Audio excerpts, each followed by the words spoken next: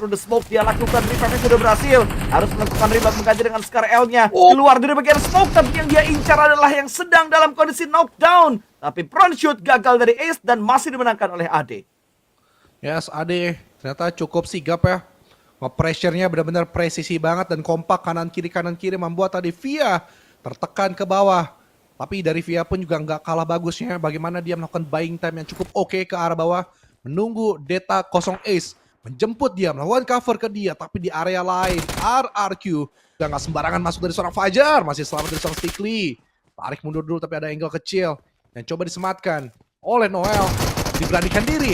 Dia tahu ada damage yang masuk. Membuat dari Stickly. Langsung aja Selon. Maju bersamaan. Menunggu teman coverannya. Dan satu tembakan, dua tembakan. Masih gagal ke arah Fajar. Malah Fajar terus yang menyicil dia. Coba ngegocek keluar dari jendela kecil. Tapi gagal. Noel benar-benar atraktif. Kejar terus. Nggak Apa nih?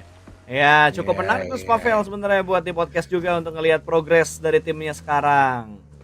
Adakah shuffle-shuffle-nya, terus goal ke depannya seperti apa?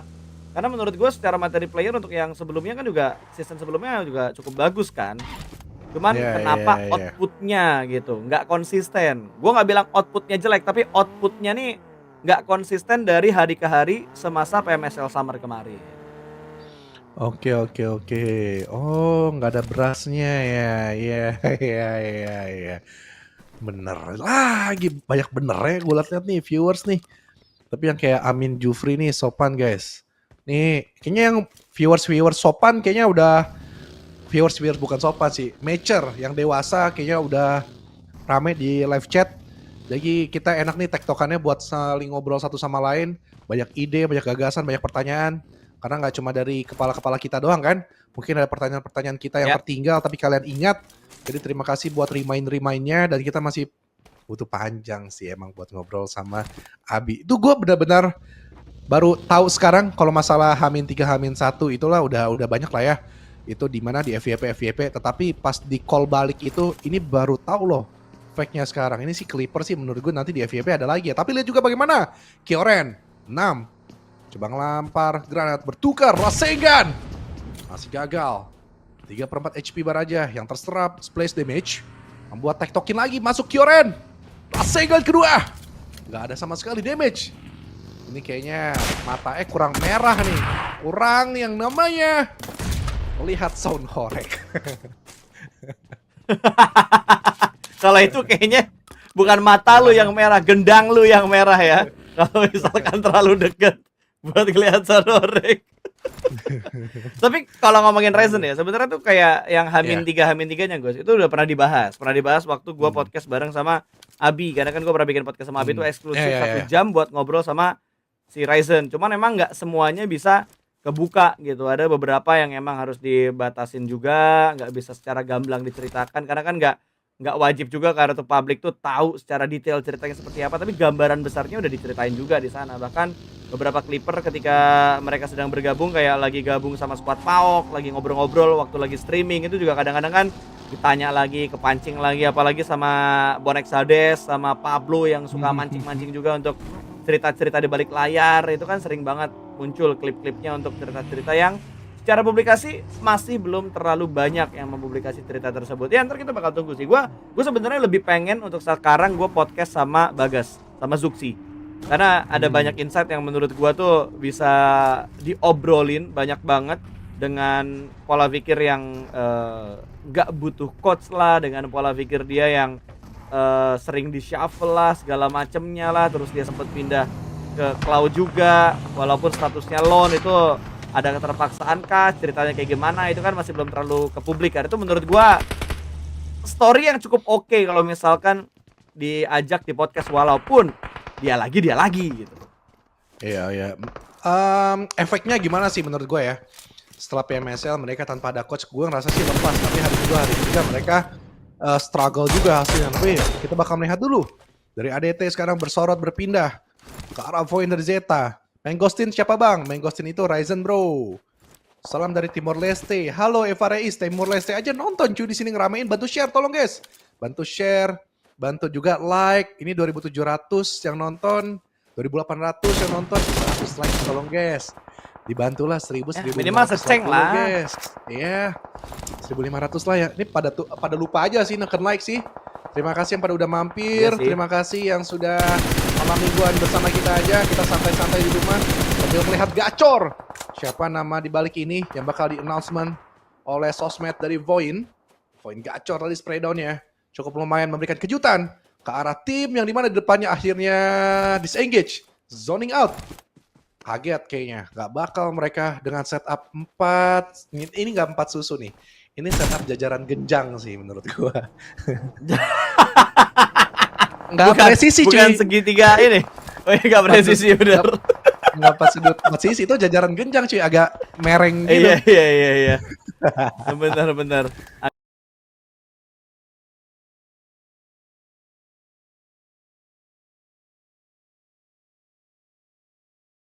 Agak mereng ya garisnya ya kalau kita lihat setupnya Void untuk saat ini. Beda dengan setupnya dari RRQ yang gancet mereka setupnya.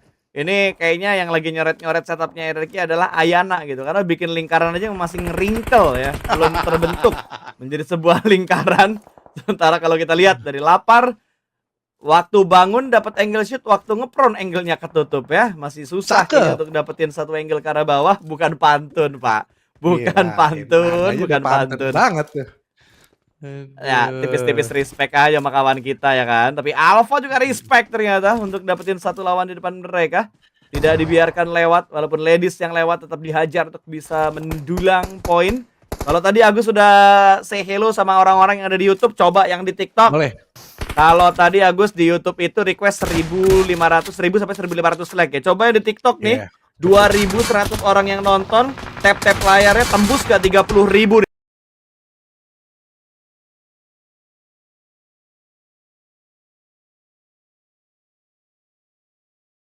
Tap layar nih. Kita kasih battle, mana yang tembus duluan? Tap-tap layar 30.000 di TikTok atau 1.000 like yang ada di YouTube. Nah, nggak cuman old sama new generation doang yang kita battlein, viewer juga kita battlein yang ada di YouTube sama yang ada di TikTok. Nekat. Tapi ya ini dia. Memang adu viewers juga mesti kita cobain sesekali. Tapi dari Talon Acul, tapping-tapping yang cukup manja tadi membuat dia tarik mundur dulu. Refleks lagi-lagi ya, pemain level PMSL nggak bakal ada overpick. Dia tahu ada tembakan yang masuk, dia langsung melakukan defense dan sangat manis. Beruntung bermain di terrain yang sangat oke, tapi ZA beruntung dia dengan ada punya boosting. Akhirnya nggak jadi knockdown. Tapi pastinya dia masih terus tembak-tembakan ke arah depan. Tapi yang bakal merusak teritorial mereka adalah Acel. Nyangkut. Maksud hati tuh mau nabrak tuh. Cuma compound ini emang susah ditabrak. Dengan terrain-terrain yang agak banyak lengkungannya. Bahkan 2 level. Low ground, tengah, baru compoundnya ada di atas. Tapi juga dari X. Setelah Acel terjatuh, mereka mengurungkan niatnya untuk coba ketabrak ke arah dari Void Donkey. Membuat mereka akhirnya langsung tarik garis lurus masuk ke area barat dari dan ada RA yang juga tipis-tipis berhimpitan dengan mereka. Ada ult RA, ada high vitality, Razy X terpantau, Pawai 17-annya tapi dari Kuyang Luxi. Tembakannya nyabur, nggak kayak dulu ya. Beda banget ya. Dulu Luxi penyelamat dari gold medal di Hanoi, tapi kali ini nyabun cuy. Wajar. Vakum berapa season? Vakum berapa season dulu? Itu yang bisa dibilang wajar atau tidak wajarnya gitu. Kayaknya udah ada 3 season, 4 season ya vakum, makanya udah kesedot banget itu dari vakumnya. Udah susah lagi kayaknya buat balik lagi. Bahkan tadi ketika di interview dia bilang udahlah nonton aja, streaming aja, watch party aja kali buat si Luxinya sendiri. Tapi Bigetron nih, Federales yang dari tadi gendong tiba-tiba tumbang, membuat anggota-anggota lainnya juga sulit untuk bisa melakukan proses evakuasi.